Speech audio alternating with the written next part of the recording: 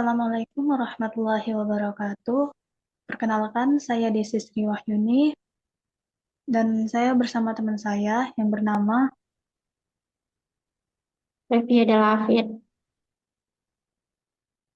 hmm, kami dari Prodi Statistika. Di sini kami akan mempresentasikan hasil PPT kami tentang analisis dampak migrasi terhadap akses pendidikan di Indonesia tahun 2019 sampai 2022.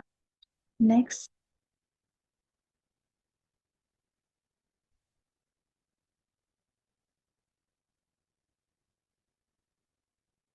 Yang pertama ada penjelasan teori.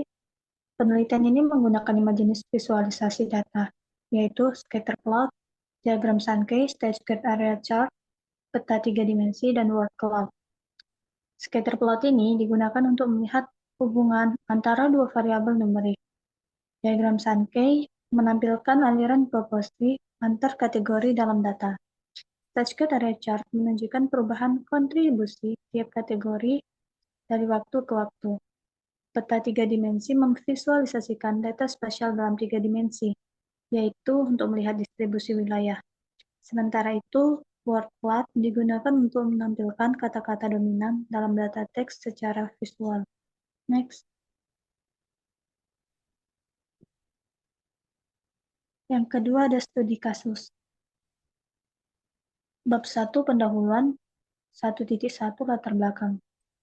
Nah, dalam beberapa tahun terakhir, Indonesia mengalami peningkatan migrasi antar provinsi, yang dimana berdampak pada sektor pendidikan seperti ketersediaan sekolah dan pemerataan layanan. Peranan perpindahan penduduk ini menambah beban infrastruktur pendidikan di daerah tujuan migrasi.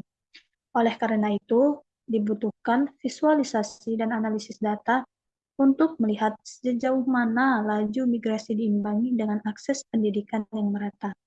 Next. 1.2 rumusan masalah. Yang pertama, apakah hubungan antara jumlah migran masuk dari rasio sekolah? Yang kedua, bagaimana distribusi jenis sekolah di setiap provinsi? Yang ketiga, bagaimana perubahan proporsi jenis sekolah dari tahun ke tahun?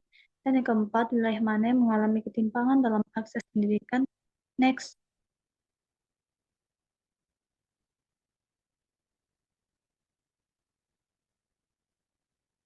Satu titik tiga, tujuan penelitian.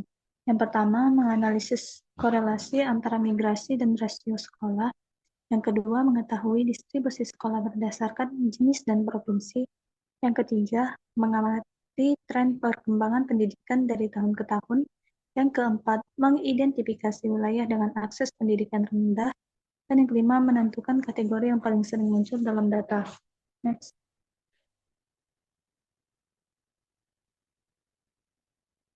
Bab 2 yaitu tinjauan pustaka. 2.1 Migrasi penduduk. Migrasi adalah perpindahan penduduk dari satu wilayah ke wilayah lain dengan tujuan untuk menetap dalam jangka waktu tertentu. 2.2 Akses pendidikan.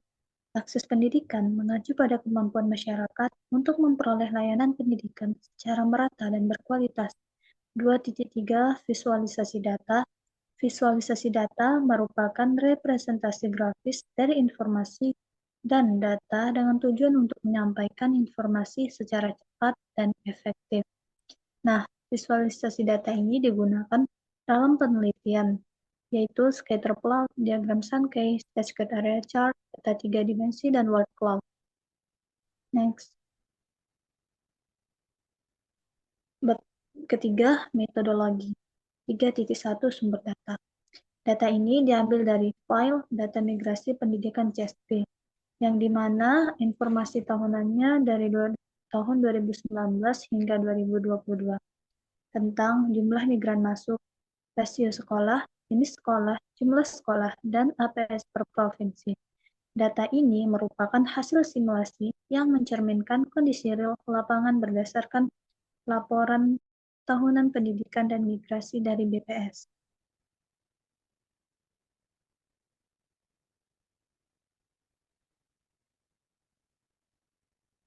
3.2 Teknik analisis data. Yang pertama, scatter plot. yang digunakan untuk melihat hubungan antara migrasi masuk dan rasio sekolah. Yang kedua ada Sankey diagram yang digunakan untuk menunjukkan distribusi jenis sekolah per provinsi. Yang ketiga, Stage Area Chart digunakan untuk memvisualisasikan proporsi jenis sekolah tiap tahun. Yang keempat, peta 3 dimensi yang digunakan untuk melihat perbandingan akses pendidikan berdasarkan provinsi. Dan yang kelima ada word cloud yang digunakan untuk mengetahui dominasi provinsi atau jenis sekolah dalam data. Next.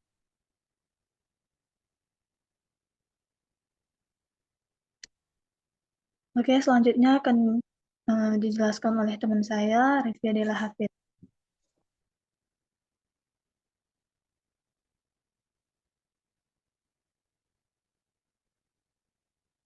Selanjutnya, bab 4 hasil dan pembahasan. Itu pertama ada scatter plot, migrasi dan rasio sekolah. Di sini ditambahkan hasil outputnya seperti di gambar ini. Selanjutnya, interpretasi yang didapat itu scatter plot menunjukkan bahwa provinsi dengan migrasi tinggi tidak selalu memiliki rasio sekolah yang tinggi. Hal ini mengindikasikan ketimpangan infrastruktur pendidikan di daerah tujuan migrasi yang belum sejalan dengan peningkatan jumlah penduduk. Selanjutnya, 4.2 yaitu Sankey diagram, distribusi jenis sekolah. Didapat hasil outputnya seperti di gambar ini. Interpretasinya, diagram Sankey menunjukkan bahwa provinsi besar seperti Jawa Tengah dan Jawa Barat dominan menerima aliran sekolah, terutama SD dan SMP. Sementara itu, daerah seperti Sulawesi dan Bali lebih banyak menerima SMK, menandakan distribusi jenis sekolah yang belum merata. Selanjutnya, Stacked Area Chart, perubahan komposisi sekolah. Itu hasil outputnya seperti gambar ini. Interpretasinya, Stacked Area Chart menunjukkan peningkatan jumlah siswa pada jenjang SD dan SMK, sementara SMA cenderung stagnan.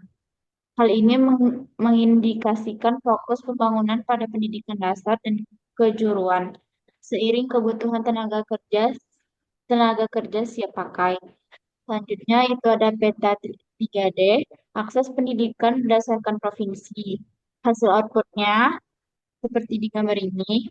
Interpretasinya, peta 3D menunjukkan bahwa wilayah barat Indonesia seperti Jawa dan Jakarta memiliki migrasi tinggi. Hal ini berpotensi menimbulkan kekurangan fasilitas pendidikan karena daya tampung sekolah tidak sebanding dengan jumlah pendatang. Selanjutnya itu ada word cloud dari nama provinsi dan workout dari alasan migrasi demi domisili kategori dalam data itu hasil outputnya seperti di gambar ini. Interpretasinya, workout menunjukkan bahwa Jawa Barat, Jawa Tengah, dan DKI Jakarta paling dominan dalam data migrasi dan pendidikan. Sementara itu, alasan utama migrasi adalah mencari kerja, pendidikan, dan ikut keluarga mencerminkan faktor ekonomi dan sosial sebagai pendorong utama perpindahan penduduk.